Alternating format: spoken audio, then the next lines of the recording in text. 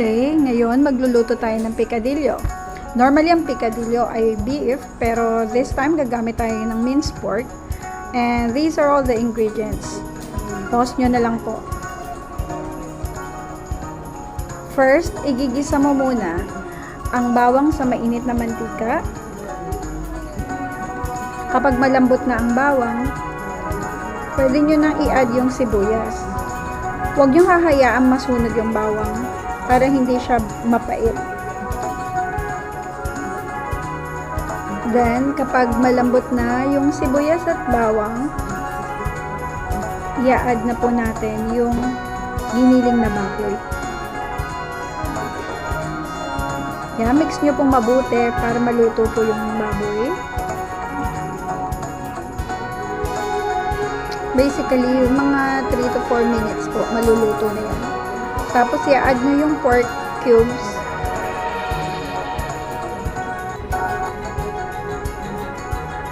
Mix nyo po mabuti. Then, add nyo na po yung patatas.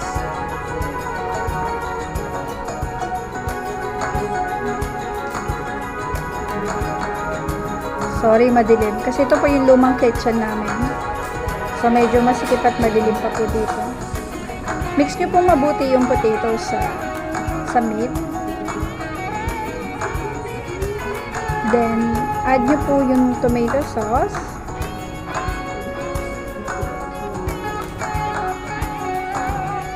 Pwede nyo na pong ubusin isang maliit na lata.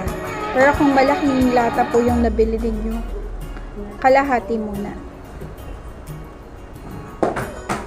Depende po sa preference nyo kung gaano karaming tomato sauce. If you want to add more, you can add more. Basta after nung kalahati, i-fully mix nyo, then tikman nyo. Now, idagdag na po natin yung mga vegetables, yung carrots, at saka yung green peas. You can use cooked peas din dito, or yung frozen one. Mix mong mabuti.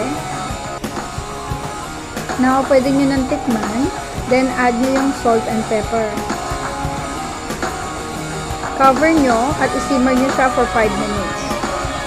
After that, pwede nyo na i-add po yung mga raisins. Mix nyo po. Then, kung masyado siyang maasim para sa'yo, you can add some sugar. Tapos na mag-simmer, lagyan nyo ng capsicum. Sa ibabaw, yun po yan yung red bell pepper. Huwag nyo pong hahaluin. Cover nyo lang po siya. Then, after 3 minutes, ready na siya. Thank you for watching, and I hope you like this video.